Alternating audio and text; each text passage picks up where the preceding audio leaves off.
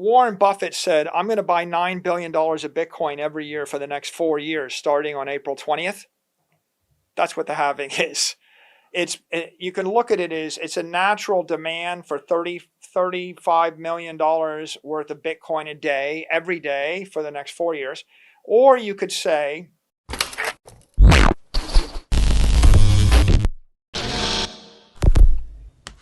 hey guys, welcome back to Everyday Finance. In this video, Michael Saylor discusses Bitcoin and crypto. If the production of oil is cut in half within 2 weeks, one would expect the price to increase accordingly. That's the nature of the game. There will not be more than 450 Bitcoin available from natural sellers. The natural buyers are individuals who are seeking a secure way to store their life savings and preserve their capital. These buyers are likely to hold onto their Bitcoin for a significant period of time, potentially even a decade or indefinitely. Many of them are entering the market due to the approval of spot ETFs. On the other hand, the miners are the ones selling the Bitcoin, thus determining the supply and demand, and lots of things Michael Saylor discusses, so please watch the video to end. And share this video, and subscribe our channel, Everyday Finance. Thanks. it's true we have volatility, but it turns out that the company is much easier to manage today than it was before. Today we have $15 billion of Bitcoin, and it could be worth an extra billion or a billion less in any given hour.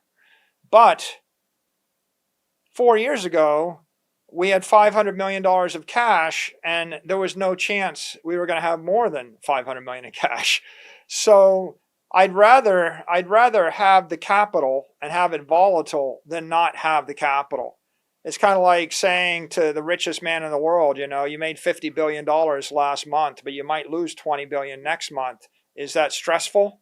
Yeah, I get you. I think you'd rather be Yes. the richest man in the world and lose $20 billion next month than have $20 and not have to worry about losing anything. The natural sellers in the market are miners who are selling to cover their interest expense, to cover their electricity bill, and for capital investment purposes.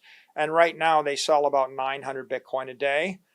That works out to be about $65 million a day. At the halving, it'll be only 450 Bitcoin a day, so 32 million a day of selling.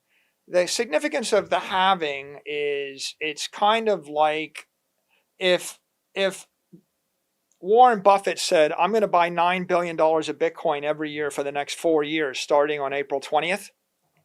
That's what the halving is.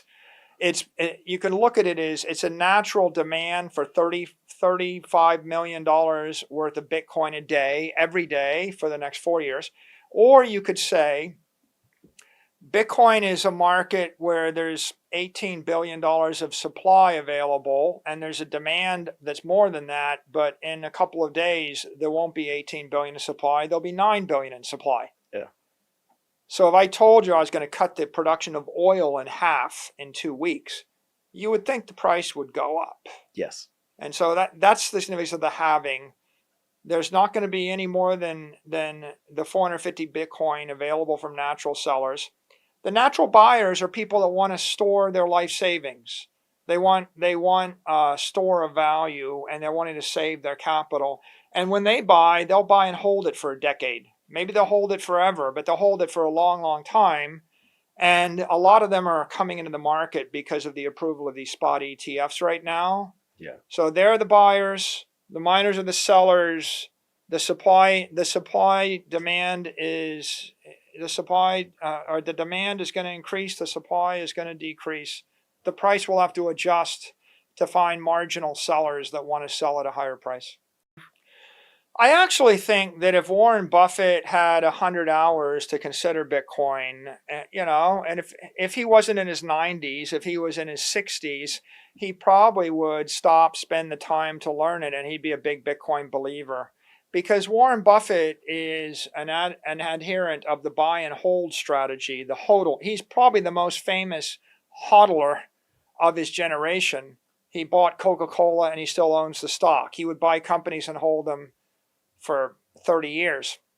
He said he's very famous for this phrase, if I wouldn't hold it for 10 years, you shouldn't hold it for 10 minutes. And that's the Bitcoin idea too. Buy something you're going to hold for 10 years. I think that people that that get asked about Bitcoin but have only spent an hour studying it or a few minutes, they just misunderstand it. And because they misunderstand it, they're goaded to criticize it or dismiss it out of hand just because they misunderstand it. Most people that are skeptics or cynics, they think it's a currency that's going to replace the dollar and replace the banking system or replace, governments. And on that basis, or they think or they confuse it with crypto tokens that are securities. And they either think it's a scam or they think it's a threat to the dollar. If you study it deeper, you realize it's property. And once you think of it as it's a digital building or it's digital property, I'm buying it instead of buying an apartment to rent out as retirement income, or I'm buying it instead of buying a building, or I'm buying it instead of buying an acre of land because I want to store my savings for 30 years. Bitcoin approaches the end of April with a sense of uncertainty as the price of BTC experiences a decline. Recent lows over a 10-day period, the largest cryptocurrency continues to face resistance levels after a week of selling during Wall Street trading hours. Macro and geopolitical instability have added to the challenges for Bitcoin bulls this month. The April candle close is approaching, and there is a risk of it becoming Bitcoin's worst month of 2024. The immediate landscape remains problematic, with significant seller interest between the spot price and new all-time highs.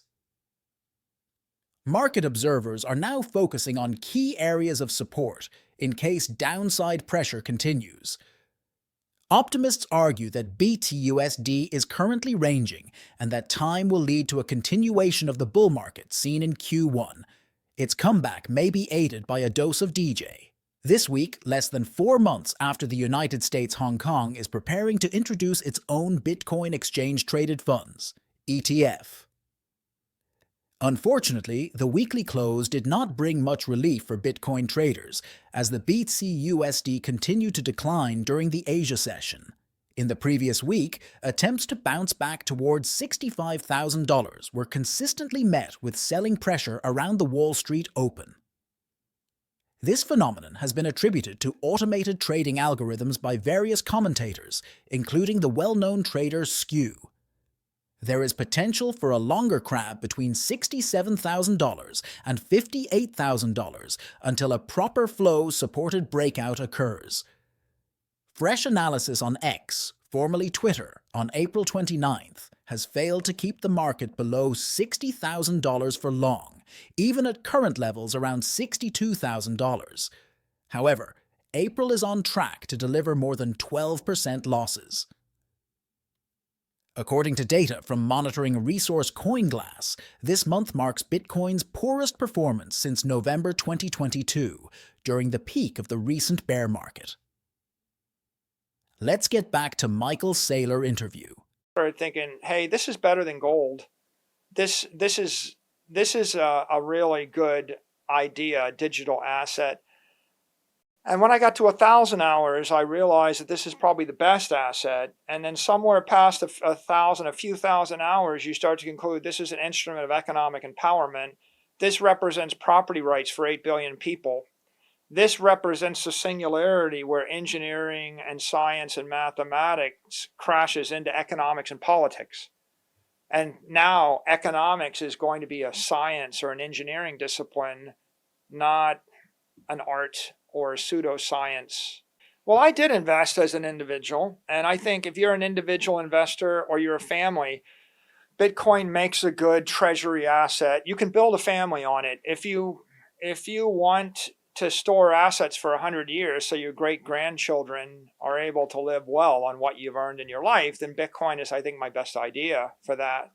But the reason that my company did is my company had to do something. We either needed to sell the company. We were gonna have a fast death, a slow death, or we were gonna actually adopt a new idea.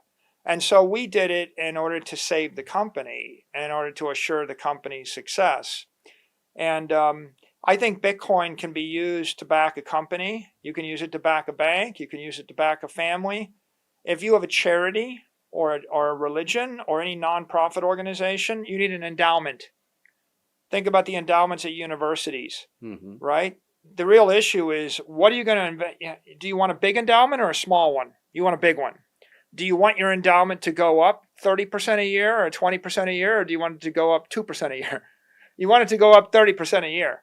So Bitcoin represents an endowment to my corporation. I think it's a little bit unique because most companies operate without the idea of an endowment, right? Conventional corporate wisdom is you should give all your capital back to the shareholders or dividend it out, and you should run with no capital in your treasury. Or treasury assets are a liability. So corporations are encouraged to hold cash or hold sovereign debt. But the problem with that is that those things don't beat the cost of capital, and so they're deemed to be drags on shareholder value. And hence you end up with corporations borrowing money to buy the stock back to leverage up earnings per share. And the problem with that is when you have one bad quarter and you can't make the debt service, the company fails. It goes bankrupt. And so the analogy I would offer you is, if you ran a university and you had a massive endowment, billions of dollars, if I said to you, here's my idea, give all the money back to the alumni, raise the prices of tuition, double the number of students in the class, and tell all the professors you're going to cut their salary, and if they complain, fire them and hire new people. This week, we'll see the occurrence of significant macroeconomic events, including the upcoming interest rates decision by the U.S. Federal Reserve.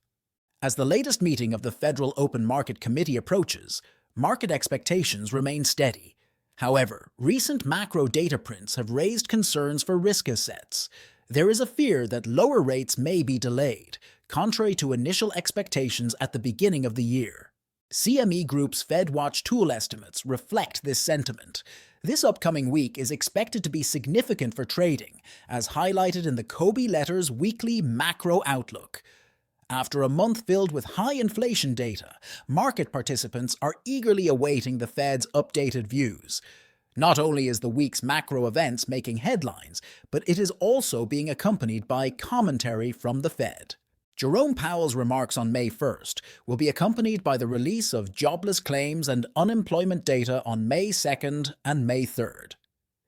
These updates will have an impact on Bitcoin and other risk assets. On the other hand, there is a possibility that things may not be as dire as Ms. views suggest. He believes that the economic situation could deteriorate significantly, with the worst-case scenario being a series of negative outcomes for risky investments. This could potentially lead to concerns about the economy potentially falling apart. Stu provided an analysis of the outlook, suggesting that we may not see a significant increase in the range of $50,000 to $46,000 until there is a clear downward trend with a close below $58,000. This could potentially lead to a breakdown in the market. If you learned something from this video, then please like this video and subscribe our channel Everyday Finance, and we will meet in next video. Thanks.